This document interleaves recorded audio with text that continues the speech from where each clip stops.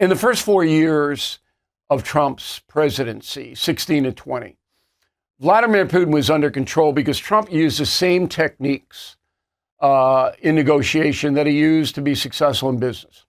And those techniques are basically saying to whoever you're negotiating with, be my partner. And if you're my partner, we're all going to win. We're all going to prosper. That's the art of the deal. Flattery, all of that. It comes all into it's you and me against the world. And it's worked very well for Trump. And it worked for 4 years with Putin. You'll remember. Putin went to Crimea under Obama. He did not respect Obama. Took it. Boom. And Obama didn't do anything. But then Trump came in and Putin calmed it down. He was still a villain. He was still evil, doing bad things behind the scenes, but nothing that was roiling the world. And then as soon as Trump lost to Biden, then again, no respect on Putin's part for the democratic machine in America.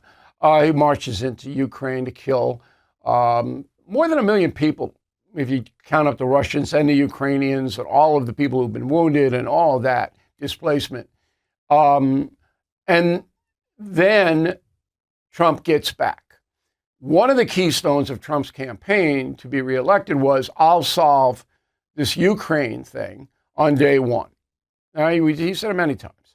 And if I were president, it never would have happened.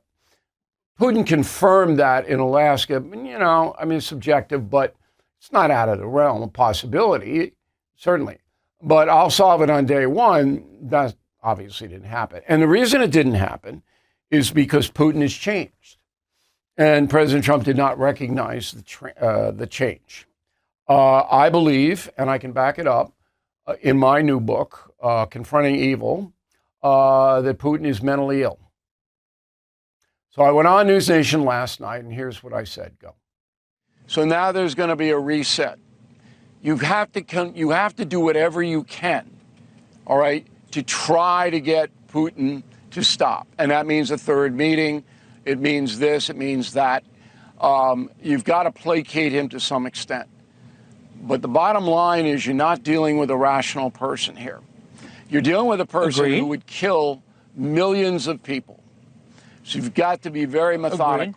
But the way to get him is Putin doesn't want to die. Now, when I say Putin doesn't want to die, I mean it literally. That's why the mullahs stopped. Because the mullahs knew the next step was to kill them. That's why they stopped in Iran. If Putin feels that his own life is in jeopardy because his people are starving, and you can do that by very, very stringent sanctions, or military action, which I would not do, not over Ukraine, okay? If he feels that it's his neck in the noose, to use a cliche, he'll get pause. Now, if you think that I'm overstating this, I am absolutely not. And again, I'll go back to Confronting Evil. Adolf Hitler got progressively worse as he maintained his power in Nazi Germany from 1933 to 1945. He became a total lunatic. He wasn't stable to begin with, and neither was Putin.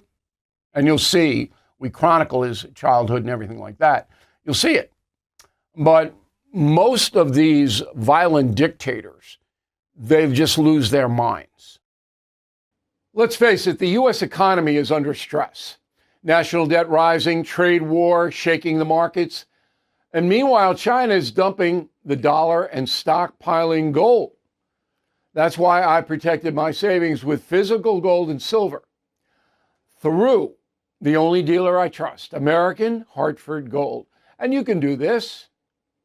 Get precious metals delivered to your door or place in a tax-advantaged gold IRA. They'll even help you roll over your existing IRA or 401k, tax and penalty free. With billions in precious metals delivered, thousands of 5-star reviews, and an A+ from the Better Business Bureau, you can trust American Hartford Gold as I do.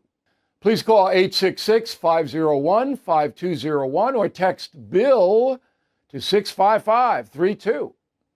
Again, that's 866-501-5201 or text BILL to 65532. Thank you for watching. To view full episodes of the No Spin News anytime, sign up to become a BillO'Reilly.com premium or concierge member today.